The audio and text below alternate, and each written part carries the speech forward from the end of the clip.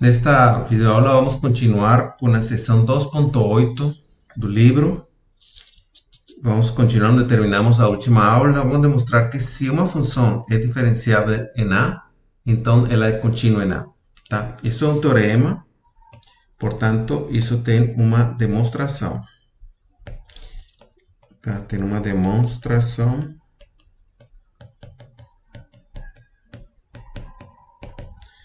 Então, a questão é que em um teorema temos uma hipótese e uma tese, ou seja, hipótese e conclusão. A hipótese qual é? Que f é diferenciável. A nossa hipótese f é diferenciável. Eu vou colocar dif, assim com duas f's, para indicar que é diferenciável em A. Essa é a hipótese, tá? Isso que significa? Ou seja, que o limite, quando h tende a zero, vamos colocarlo melhor quando x tende para A. Vou colocar esta outra forma de calcular a derivada. O limite quando x tende a de f de x menos f de A sobre x menos A existe, tá? A hipótese é que esse limite existe. E isso que chamamos de f' em A. Tá? Mas isso que chamamos de f' em A. Mas a hipótese de que a funções diferenciáveis em A significa que esse limite existe. Tá bom? E qual é a tese? A tese, o que queremos demonstrar é que f é contínuo em A.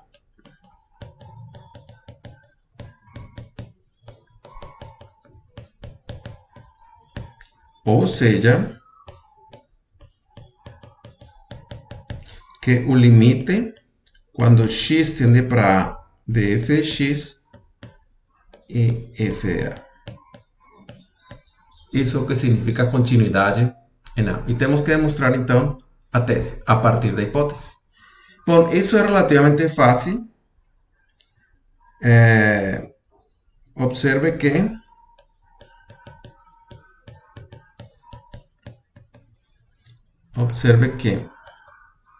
se eu faço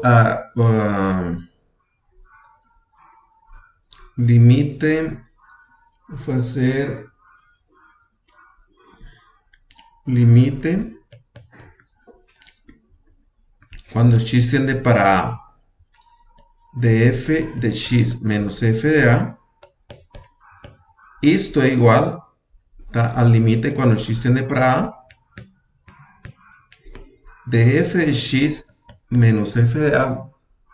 Vou fazê-lo aqui embaixo melhor, vou apagar essa parte aqui.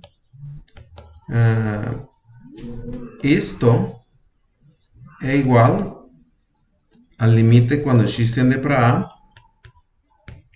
de f de x menos f de A sobre x menos A por x menos A. Isso é igual. Porque, bom, x menos A se cancela, certo? Mas resulta que este primeiro limite existe e dá f' em A. Existe significa que esse limite,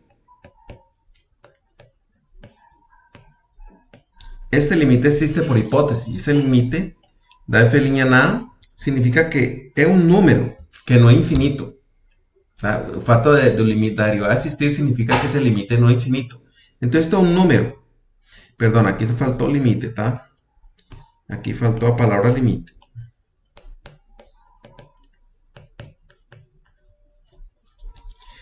Mas resulta que en este límite, esto es un número y esto va a cero porque x es de A. Ese límite entonces da esta cosa por cero, que es igual a cero. ¿Tá? Então, agora, se este limite é zero, se este limite aqui é zero, então claramente isto implica, vou pedir para vocês olhar no livro, isto implica que o limite, quando x tende para a, de f de x e f de a. Tá? Se este limite é zero, é porque esses dois se aproximam. Então, isso demonstra que f é contínua, tá? Então, terminaríamos aqui falando assim. Logo, f é contínua em x igual a a. Isso que chamamos uma demonstração, tá? Então, a demonstração é usar a hipótese. Aqui usamos a hipótese. A hipótese foi usada nesta parte para mostrar que esse limite estava e dava uma quantidade, e essa quantidade que não é infinito por zero dá zero. Tá? Então, isso demonstra que uma função que é diferenciável é contínua, mas recíproca é falsa. Então, isso que mostra aqui. Então, a recíproca é falsa. Tá? E isso é importante pontuarlo aqui. Se f é contínuo em A,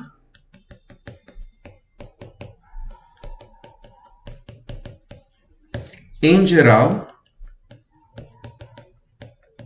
não é verdade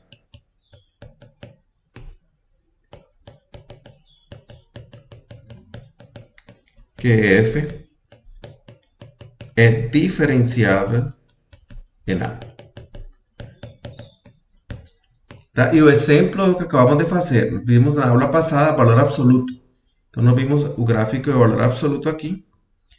Vou apagar isto aqui. Valor absoluto é uma função contínua. É uma função contínua em toda reta. O valor absoluto é uma função contínua. Mas mesmo ela sendo contínua, ela não tem derivada em zero, como vimos no exemplo passado. Ela mesmo sendo contínua, ela não tem derivada em zero. Tá? Então não é verdade que ela é contínua em zero. Como é contínua na reta, ela é contínua em zero, mas ela não tem derivada em zero. Então no teorema que estamos tratando, diz o seguinte: se f for diferenciável em A, então f é contínuo em A. Mas o P implica que, né? Temos aqui, P implica que o enunciado P é f é diferenciável em A. E o enunciado que é f é contínuo em A. Então, P implica que, mas que não implica P. Tá? Como vimos no exemplo. Valor absoluto é uma função contínua, tá? Está no livro, mas ela não tem derivada. Tá bom? Então, lembre que sempre que P implica que,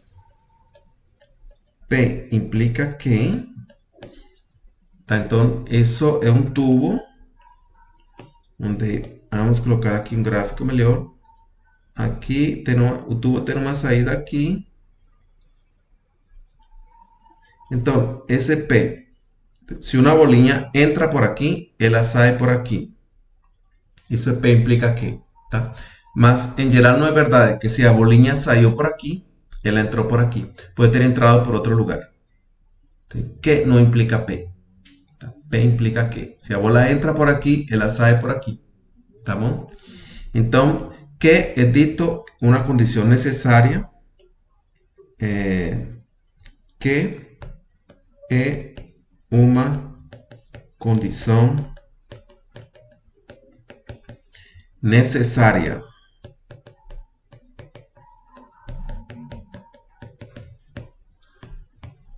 é uma condição necessária para P. Ou seja, para que tenha acontecido P, para que isso tenha acontecido, é necessário que a bolinha tenha saído por aqui. Isto é necessário. Se a bolinha não saiu, eu sei que não entrou. Tá? Então, isto é necessário para isto. Isso significa que, se a função não for contínua, se isto não aconteceu, ela não pode ser diferenciada. Tá bom? Isso que podemos colocar aqui em uma janelinha. Se f não é contínua, se eu já sei que ela não é contínua em x igual a A, então f não é diferenciável em x igual a A. Tá? Porque ser contínuo era necessário. Ser contínuo era necessário para ser diferenciável. Tá bom? E aqui também, nesta mesma tônica, nós temos que P é uma condição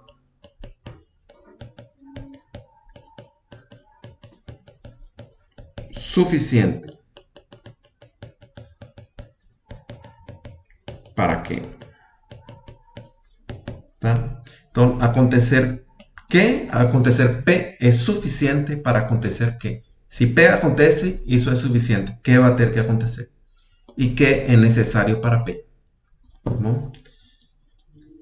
Bom, se você, quero que vocês reflitam sobre isso e sobre este teorema e a demonstração. Tá bom? Sobre esse fato que mencionei aqui também. Se eu sei que uma função não é contínua, eu sei que ela não tem derivada. Muito bom. Então, vamos ver como é que uma função não tem derivada. Tá? Então, são três casos nos quais uma função não tem derivada. O primeiro caso, em que a função não vai ter derivada, é porque ela tem uma cúspide.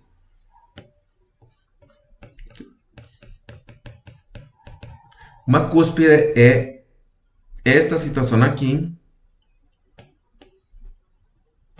Isto é chamado uma cúspide. Então ela tem uma ponta e aí não tem reta tangente. Tá?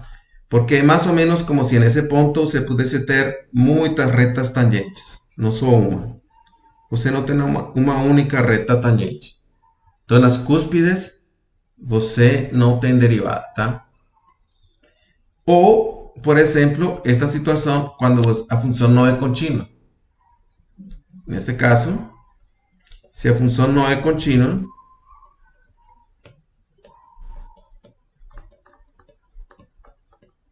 ela não tem como ser diferenciada. E neste caso, porque a derivada, no terceiro caso, aqui, nesse caso, a derivada seria mais ou menos infinito, ela não existe. Tá?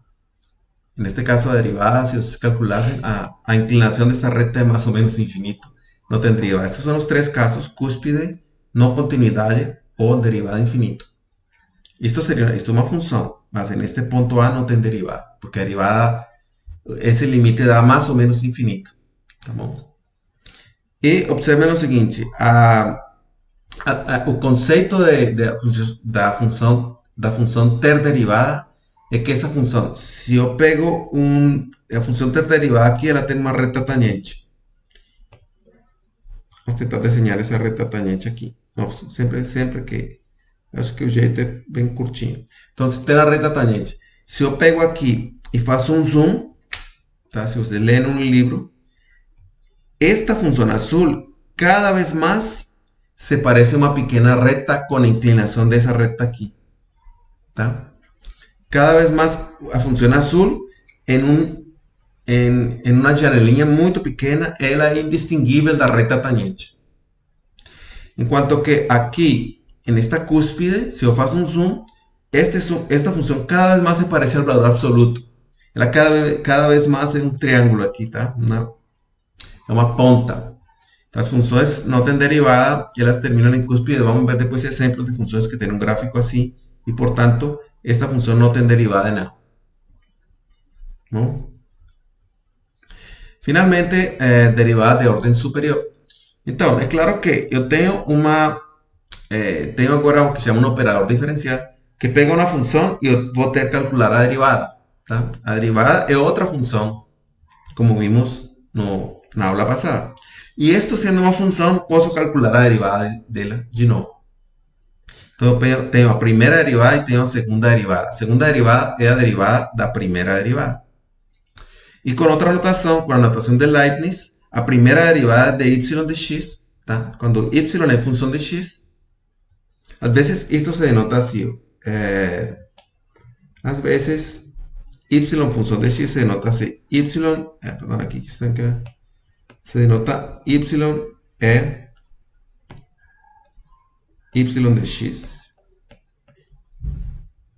Esta notação significa que y é função de x. Tá? Y igual a y de x, assim, significa que a variável y é dependente da variável x, que é independente. E existe uma função que liga elas, sabemos qual. A notação de Leibniz, esta é a derivada. Tá? E na notação de Leibniz, a segunda derivada se denota assim. Notem que aqui o 2 está aqui em cima e aqui o 2 está no x, tá? Por alguma razão. Então, esta outra maneira de ver essa notação. Esta é a derivada e esta é a derivada da derivada. Tá? Esta é a derivada da derivada. Se escreve d2y de x quadrado. Então, esta é uma notação de x quadrado. É como se fosse dx por dx aqui, tá? Dx por dx nesta parte. Esta notação para a segunda derivada usada por Leibniz.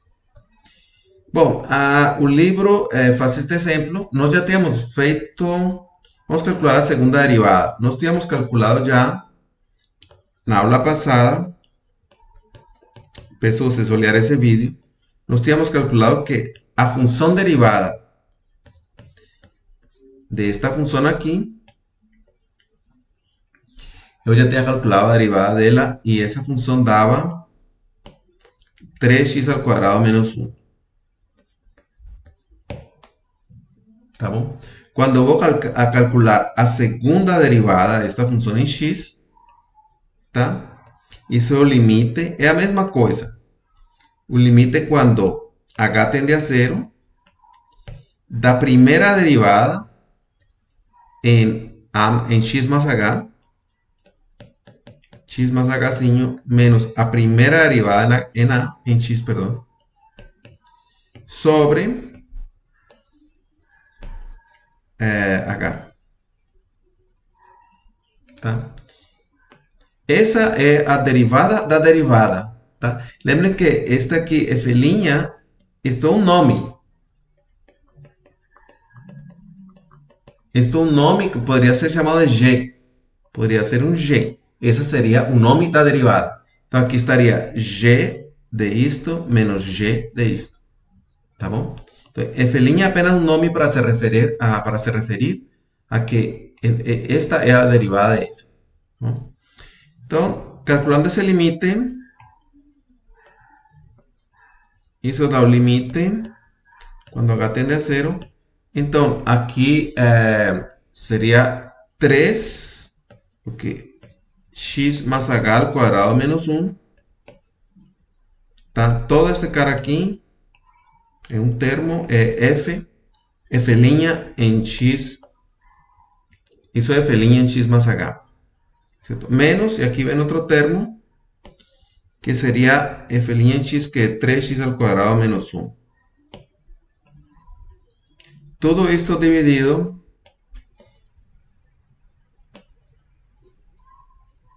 por h. Todo esto dividido por hzinho. E fazendo essas contas, isso me dá o limite, quando h tende para 0, aqui, isso me dá 3 vezes x ao quadrado mais 2x por h, más h ao quadrado menos 1, menos 3x quadrado más 1, porque menos por menos dá mais. Tá?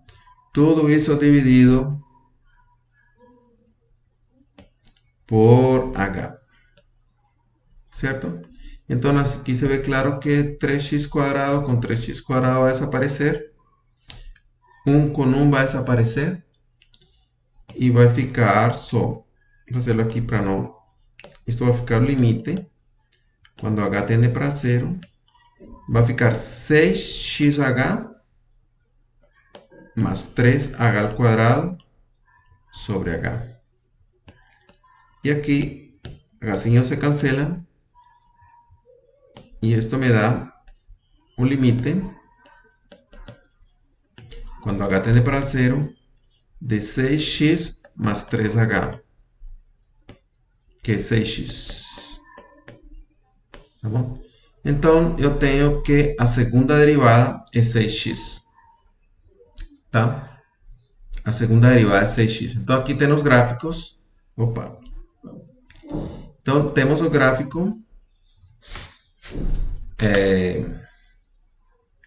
Temos o gráfico. Então, esta era a função x al cuadrado, 3x al cuadrado, era x al cubo menos x. Tá? Vamos colocarlo aqui. Isto era y igual a x al cubo menos x. A derivada dela é esta função aqui. Y' igual a 3x cuadrado menos 1. E a derivada dela é uma linha reta, com inclinação 6. Tá? Então, esta é a função, a vermelha é a sua derivada, e esta é a segunda derivada, essa linha reta verde. Tá bom? Bom, depois a gente vai ver que tem uma regra para calcular a derivada, que é muito simples de seguir para polinômios. Só mais uma anotação que é o seguinte: em geral, se a gente considera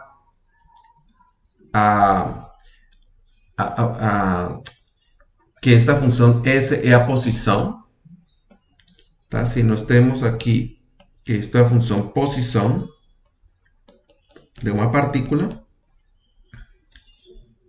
então a derivada é o que seria a velocidade.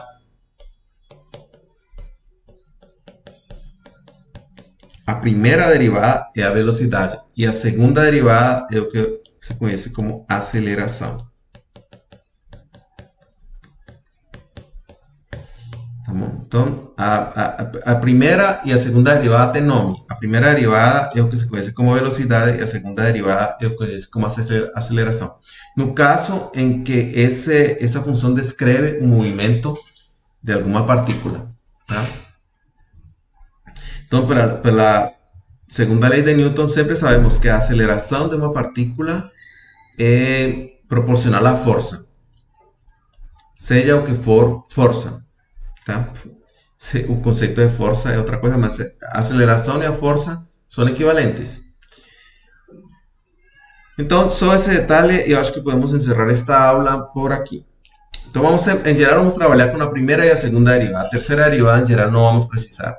Em geral, nos cursos de cálculo, precisamos a primeira e a segunda derivadas, a velocidade e a aceleração. Tá.